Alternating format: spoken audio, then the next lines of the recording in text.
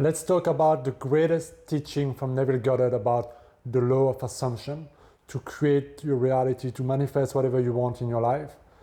Often, whenever I read The Complete Reader, I always have some form of new breakthrough. Even though you read the book so many times, every time you read it, you come from it from a different level of consciousness, and there's things I miss, new insight that I get, and often I go down to this one insight, to this one fundamental thing about the law of assumption.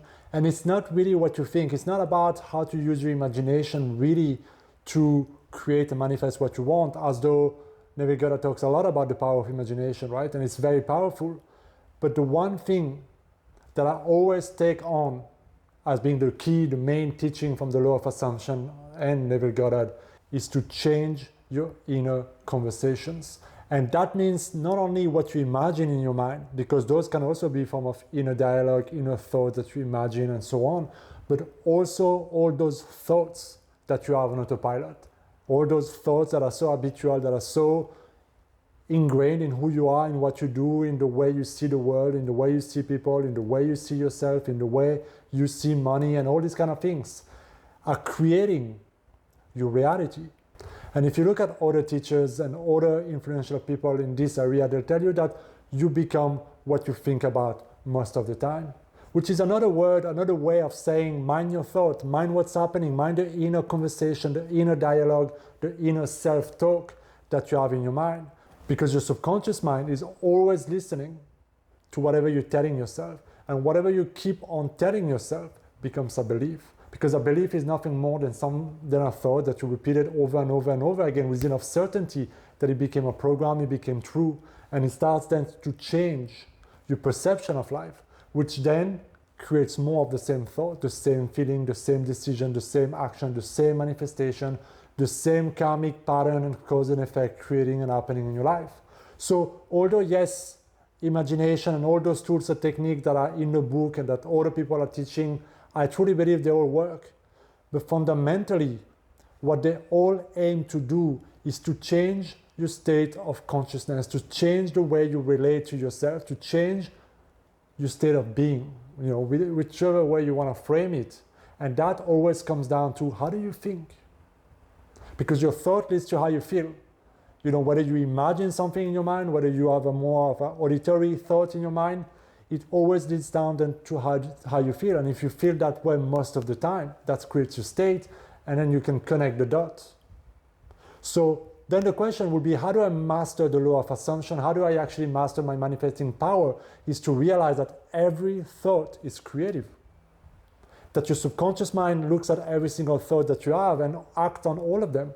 Of course, some of them you have so very little repetition, so very little energy behind them that nothing really happens. But when you have thoughts or packets of thoughts or bundle of thoughts around a specific subject, let's say money or love, relationship or something, that is not aligned with what you want, you are misaligned.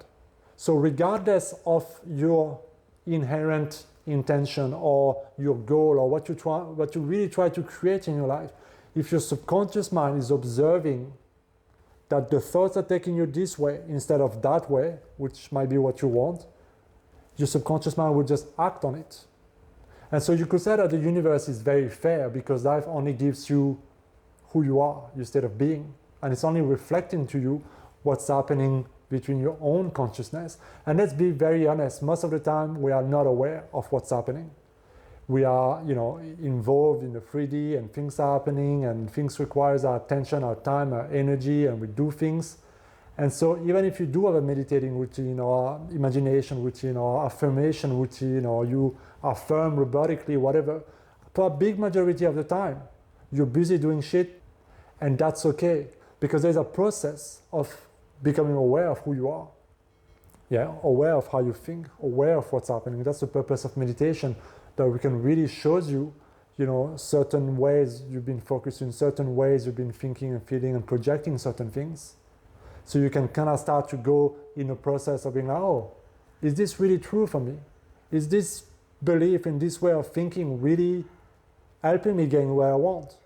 Right? So you can kind of observe yourself, and that's the observer effect of I'm observing my consciousness, and then I can choose again. and choose again and condition myself in a new way. So this is why this is key for me in using the law of assumption and Neville Goddard's teaching to actually allow yourself to create and manifest anything that you want. And that is to have inner conversation, in simple word, a self-talk, inner dialogue that is aligned with what you want, and to have enough repetition that it becomes and feels natural. Because the thoughts that you have right now around a specific subject are very normal and natural for you, especially if you've been thinking that way for years or decades.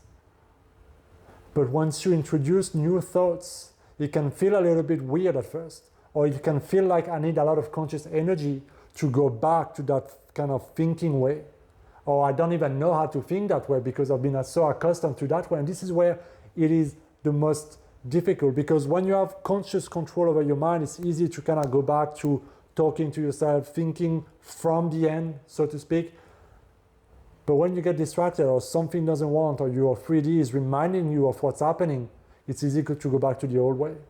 And it's easy to, because there's just so much momentum, so much energy, it's easy to go back to the old way of thinking. And this is where we have to have tremendous self-control and be like, no more. And to bring ourselves back into the new mind, into the new thoughts. And really what that means is that instead of assuming that this thought was true for me, now I choose to assume that this thought is true for me. And as you do so, you start to see evidence appearing around you in your 3D, because the outer world is only reflecting your inner world. So for instance, if you've been working on your self-concept and your body image, and you feel like, okay, I've been very tough about myself, I didn't like myself very much, but those thoughts are no longer who I am. And you start to think new thoughts, that you like yourself, that you enjoy your body, that you appreciate how strong and full of vitality and healthy you are. And if you can remain consistent with those thoughts and identify with those thoughts, sooner or later, you start to look in the mirror, you start to wear different things, you start to have different inspiration to act as that person. And this is truly when you can actually act as that person now, where you find them, in my personal experience, when you really create things so much faster. So this is what I wanted to share with you guys about how powerful the law of assumption is, and this key teaching that I truly believe most of Neville Goddard's work really revolve around, your own inner conversation and all the different tools that he shares, and examples and stories and imagination that allow you to think differently. And when you do that consistently, and it becomes natural to you, you cannot keep on creating the same thing. Something is bound to change, because you've changed. You've changed the way you think, you've changed your state, you've changed who you are. And life will reflect that change back to you. So let me know what you think down in a comment.